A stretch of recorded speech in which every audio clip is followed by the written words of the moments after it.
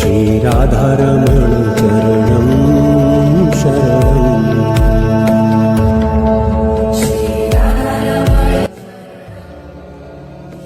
ये जो होना है ये अपने आप में बहुत रोमांचकारी है। इस होने को समझने के लिए बड़े बड़े राजा महाराजाओं ने, सम्राटों ने राजपाट छोड़ दिए इस होने को देखने के लिए, इस होने में शामिल होने के लिए, केवल दृष्टा बनने के लिए, साक्षी बनने के लिए राजपाट तक अपने छोड़ दिए और स्वयं एक घटना बन गए।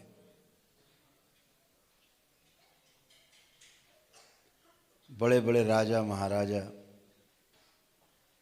अपने जीवन के अंतिम समय में, कुछ लोग तो युवावस्था में भी, गौतम बुद्ध जैसे लोग, महावीर जैसे लोग, बहुत युवावस्था में सब कुछ छोड़ दिया।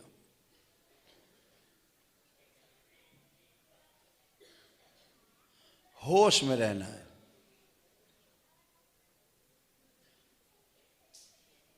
और स्वयं से इतना प्रेम करना है जितना कभी किया ना हो। बहुत प्रेम करना है अपने आप से। सुबह उठना है तो अपने आप को आलिंगन करो, स्वयं को आलिंगन करो, अपने आप को आलिंगन करो, प्रेम से अपने आप को देखो, अपने शरीर को देखो। ईश्वर ने कितनी अनुपम कृति गढ़ी है, कैसा एक एक कण कण आपके शरीर का कैसा गढ़ा है, उसको बार बार धन्यवाद दो सुबह उठ के कि आपने हमें ऐसा बनाया।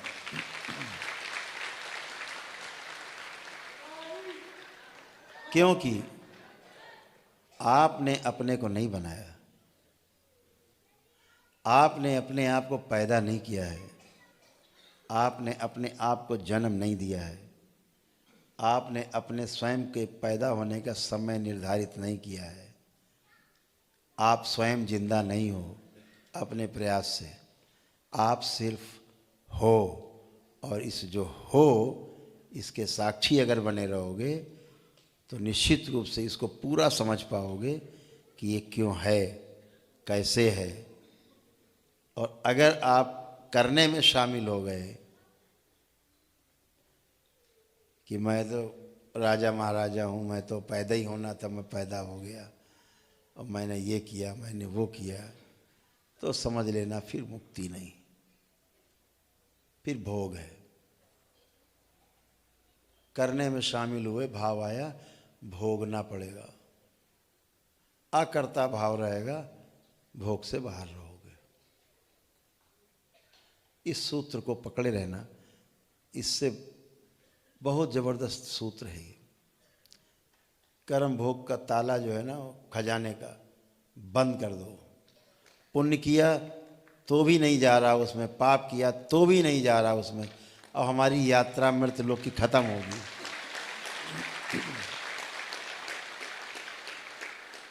अब ना हमें पुण्य का कोई भाग नहीं चाहिए, पुण्य का कोई भोग नहीं चाहिए, नहीं फिर आना पड़ेगा इसी जन्म लेने के लिए। अगर पुण्य बचा रहा तो न पुण्य है न पाप है। और वाकई में इस सृष्टि में पाप है न कोई पुण्य है।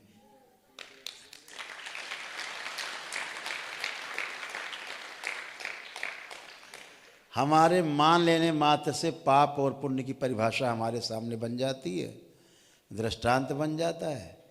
फिर हम मान लेते, अरे चींटी मर गई, पाप हो गया, क्योंकि पहले से पढ़ा है सॉफ्टवेयर में कि नीचे कुछ दब गया, मर गया तो पाप हो गया।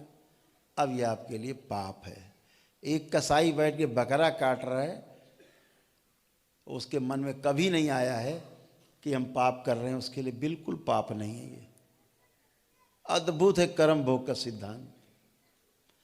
आपने बने सिद्धांतों में जीना शुरू किया, अपने बनाए सिद्धांतों में, और आप फंसे।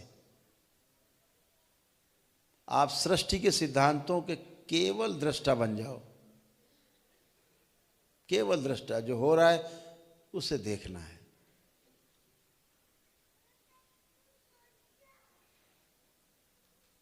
सिर्फ देखना है,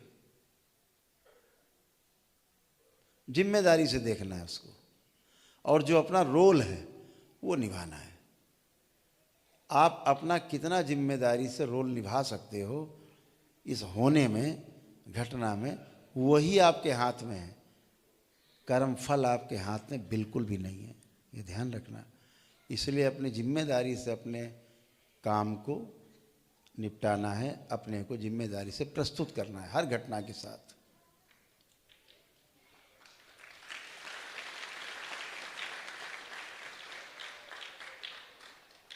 मेरी बात आपको धीरे धीरे समझ में आएगी,